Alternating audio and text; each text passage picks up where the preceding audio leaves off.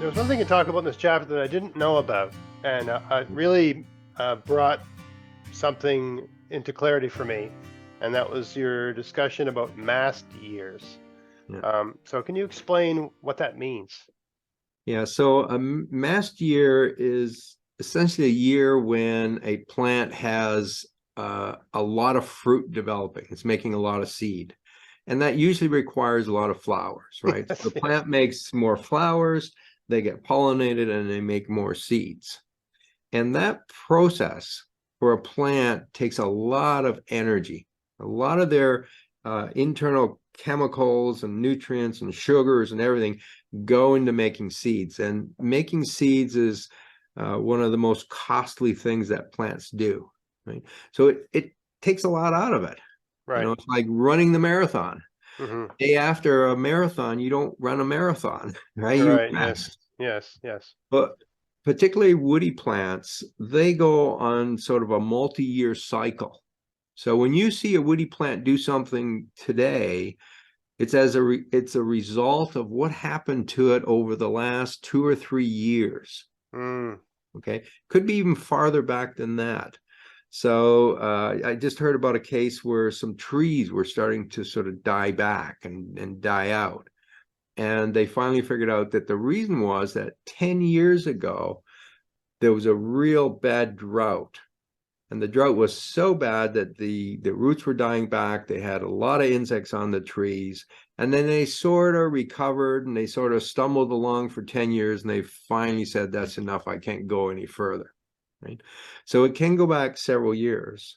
But as far as flowering goes, what we find with most fruiting woody plants is that they have an off year. So they're good one year, very little the next year. Then they have a good Mm. year again, very little next year. I see. And even when they're growing in good conditions and they have lots of nutrients and good soil and everything, they still kind of take a year off, right? It doesn't Right. mean you don't get any flowering, you just have a lot less the next year. That's really useful for gardeners to know because like last year, I had an incredible blueberry crop. Yeah. I mean, I never had so much, right? And then, so you're saying it might be, irrational to think that's going to be the case every year. That if I moved all those blueberries, so they're not going to produce like that. I moved them all in the fall, so I'd be lucky to get anything this year. I've set my expectations very low.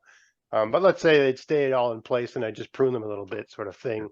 It wouldn't be, uh, I would be setting myself up for disappointment if I expected it was just an amazing year. They're everywhere, right?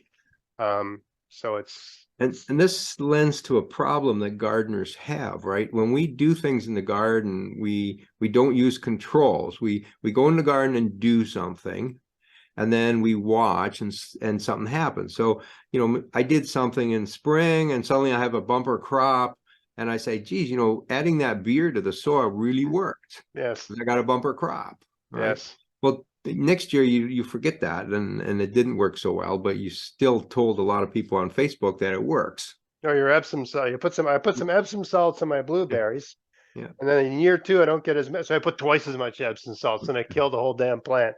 yeah, You know.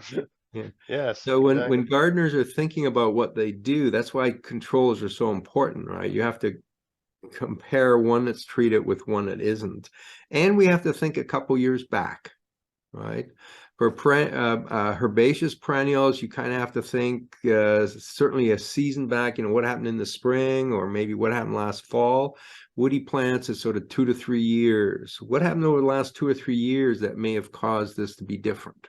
Right, right, right, It's not what you did last week. right. Right. Yeah, I mean, I mean, often I like to think of the plant as it's an energy gathering machine, Mhm. and the fruit is energy. It's basically it's giving up energy, right? Because it's sugar, right? So, it's in any given year, it gathers energy and it releases energy in the fruit. But if it's gathering energy over multiple years, and I wonder if I mean, are the mast years predictable, or does the plant respond to particular, like, in the wine industry, they say, oh, 77, that was a great year. So, I mean, did it just happen to be the plant's time, or is the plant responding to like it just seems to know no when it's this is a great this is the year to do everything because everything feels like maybe the weather seems right, the ground feels right, the air feels right. Like how is the plant? Is it completely cyclical, like it's going to be every 3 years, or is it a accumulation of good years, or is it going to do this mast year when it just happens to be a particular good year to do it? Or does It, anybody know?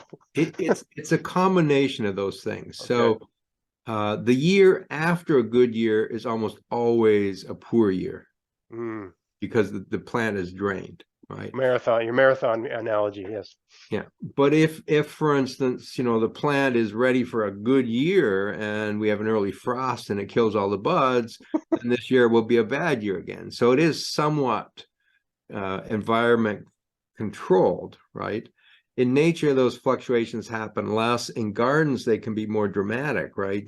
Because you may fertilize one year and not the next year, or you were digging and not the next year. So, but in nature, it's mostly temperature that's controlling this, right? We have a late frost or an early frost or something that affects it.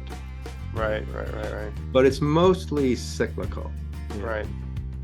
Hey, folks, if you live in the USA and want to help support the channel, check out the Hudson Valley Seed Company and use my coupon code MARITIME10 to get a 10% discount on whatever you buy. In addition, all seed orders over $35 will get free shipping. They have a great selection of seeds, so maybe give that a try this year, and that'll help support everything I'm doing here. Thanks a lot.